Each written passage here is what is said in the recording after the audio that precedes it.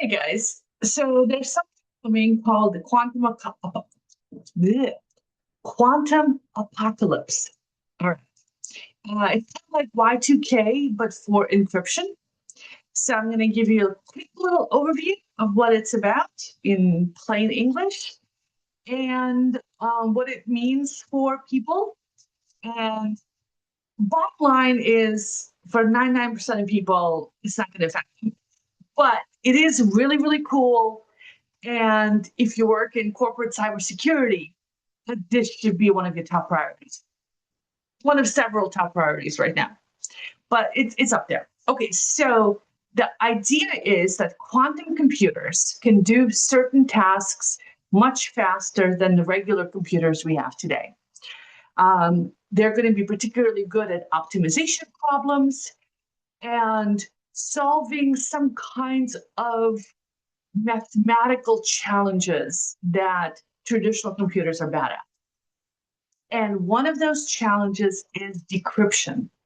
So the way that public key encryption works in the world today is that it's very easy to do a calculation, but very difficult to reverse that calculation.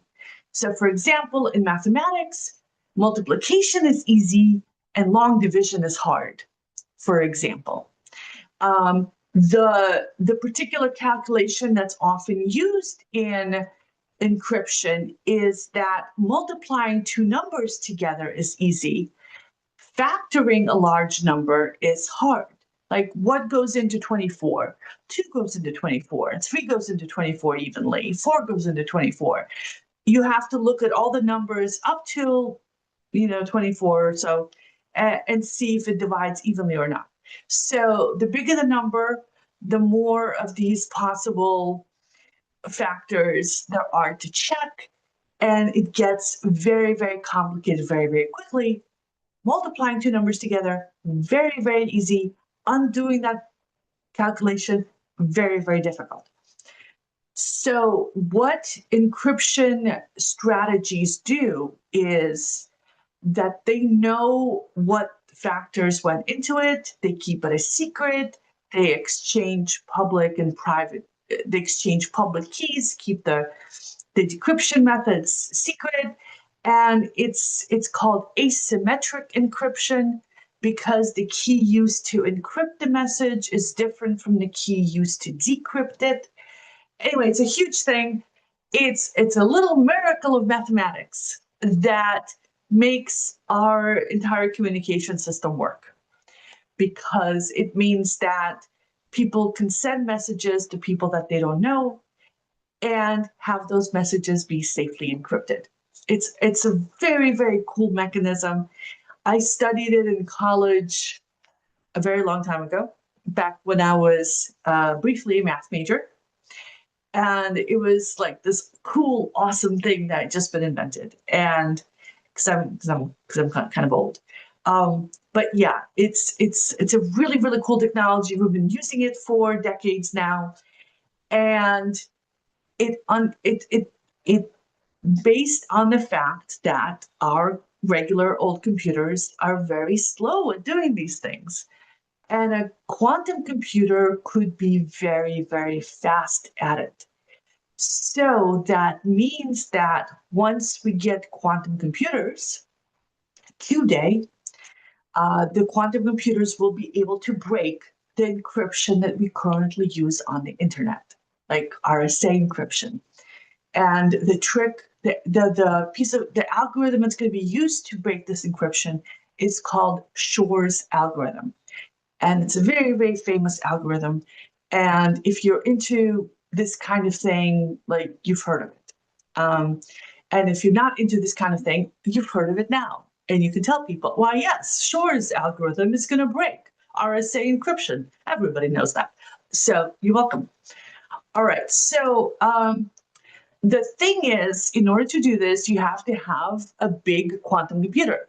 And today's quantum computers are small. They have a handful of qubits, quantum bits, or maybe a few dozen qubits, maybe a few hundred qubits, but still, they don't have that many qubits. And in order to break encryption, Google estimated in 2019 that it would take 20 million qubits to break encryption.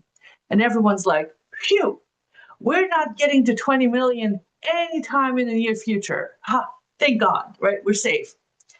But then in May of last year, Google revised this prediction, and it said that instead of 20 million qubits, you only needed 1 million qubits. And the reason was because quantum computers are getting better, algorithms are getting better, and the error rates are going down. You know, all these improvements are happening, and it's going to take a smaller computer to break encryption. So instead of 20 million, just 1 million. So Q-Day is approaching, right? This February, Australian researchers said that only 100,000 physical qubits were needed. And everyone's like, oh my God, 100,000 qubits. That's doable, right? That's, the engineering that we're currently building is like well on its way. And then on Monday this week, Caltech researchers said, no, wait, hold my beer. We can do this in 10,000 qubits, which was like, we're down from 20 million to 10,000 qubits. That's like any minute now, right? And then on Tuesday, Google announced that elliptic curve cryptography, and this is the kind that protects cryptocurrency, can be broken with less than 1,200 logical qubits, like 1,200 qubits, to break crypto. So that was something. Now, notice the caveat, the logical qubits part. So the difference between logical qubits and regular old qubits is that regular old qubits are super flaky. They are unreliable. They're wonky. They disintegrate quickly, decohere quickly. They get errors. If there's any heat around, any vibration, it'll knock them off the tracks. Very, very delicate animals, qubits.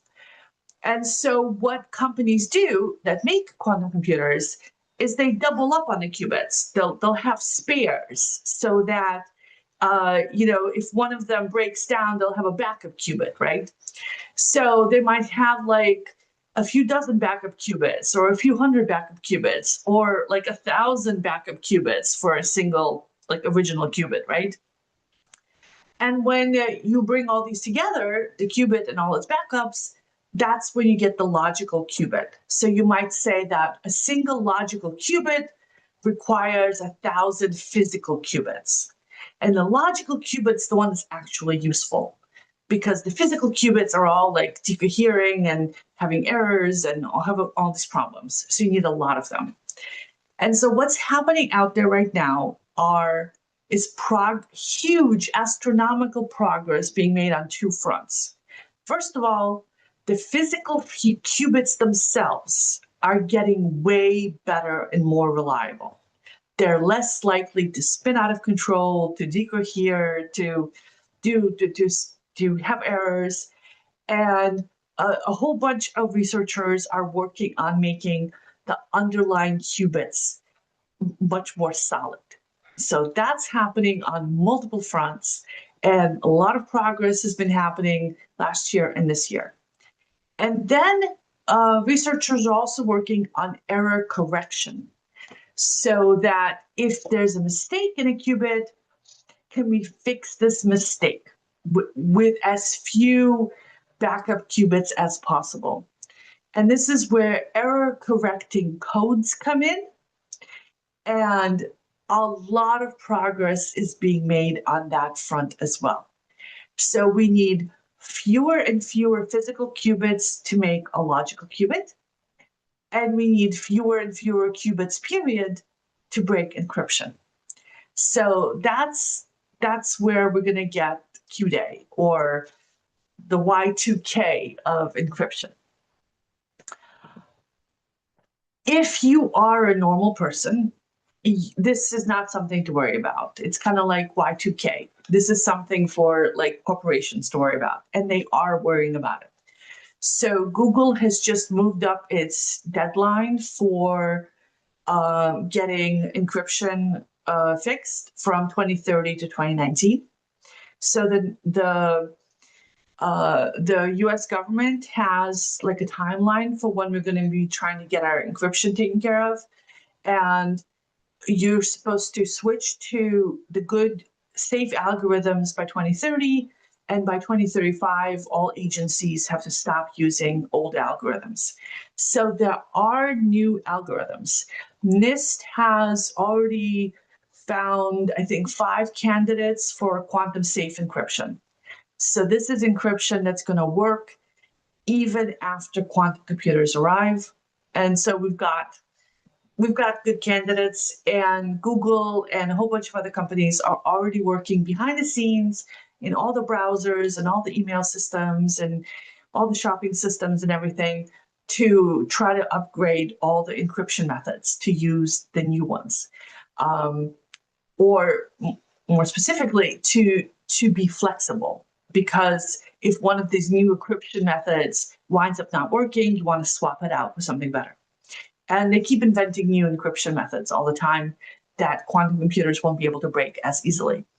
And the danger is mostly for the asymmetric encryption, the kind that involves communication between 2 different people. There's another kind of encryption where your password protect the file, and that's called symmetric encryption. So the same password is used to lock it and to unlock it. And that is actually pretty safe. You'd think it'd be less safe because it's only 1 password instead of 2, 1 key instead of 2. But actually, it's safer than the asymmetric stuff we use for communications. And most encryption actually use a combination of these 2. You would use asymmetric, and anyway, let's not go into all the details of how the encryption system works, because I could talk about that for hours. So anyway, if you are a corporation, you should be going through, doing an inventory of all the encryption in your enterprise systems and making sure that you upgrade it, or if you're probably using vendors, you don't want to be building encryption yourself, make sure your vendors have a good timeline for when they're going to be upgrading everything. So you do want to get into a flexible encryption system so that you can easily swap out algorithms as new ones show up.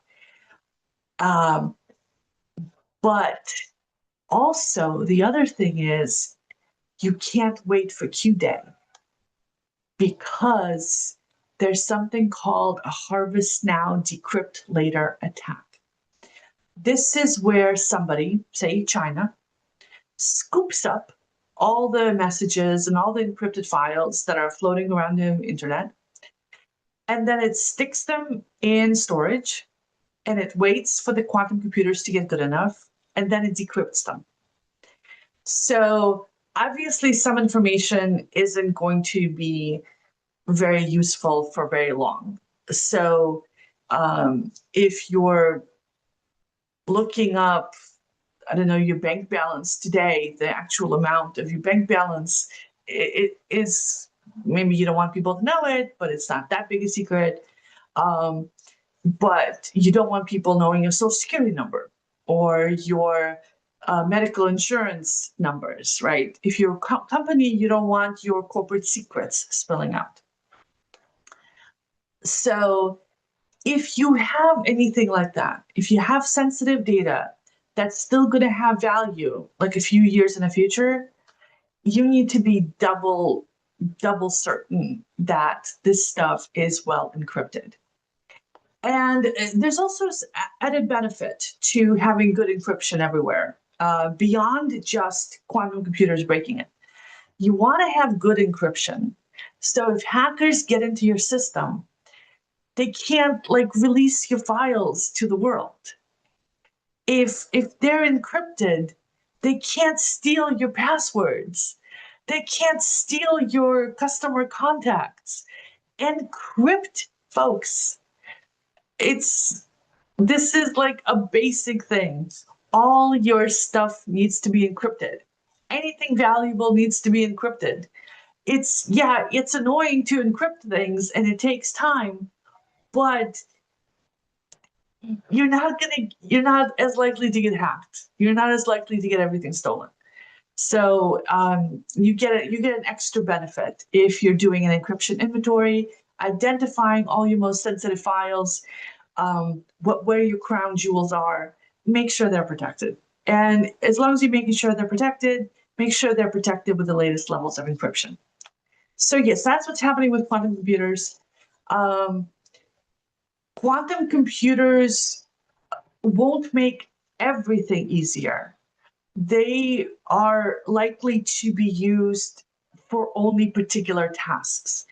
This is similar to the way GPUs, the graphic processing units, currently work. If you have a laptop or a gaming machine, you're going to have a CPU, the central processing unit. That's the one that does most of your work on your computer. And then you have the GPU that just kicks in when you need specific graphics stuff to happen or specific AI stuff to happen. That's when you need your GPU. And the same thing for the quantum computer. The quantum processing unit is going to kick in when you need some very, very specific mathematics or physics simulations that you have to do.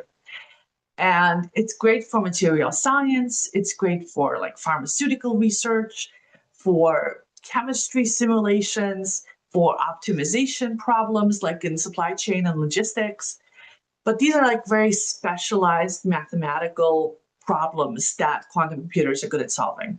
So it's not like it's going to, magically change everybody's life and make all of our computers like super smart instantly. Although it will make them smarter in certain areas. If you are a corporate cybersecurity person and you do not have a roadmap for post-quantum encryption, you should be putting one together right now.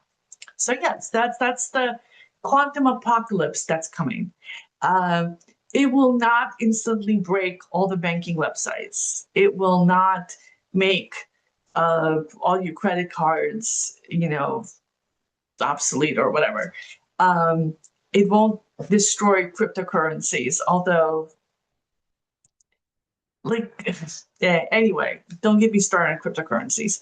So it's not going to have like a huge personal impact on people, but it is something to watch out for if you work in cybersecurity and you have a lot of sensitive data to protect and you haven't started on your migration path yet.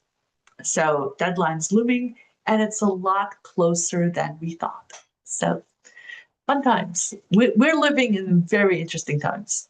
See you guys next time. Bye-bye.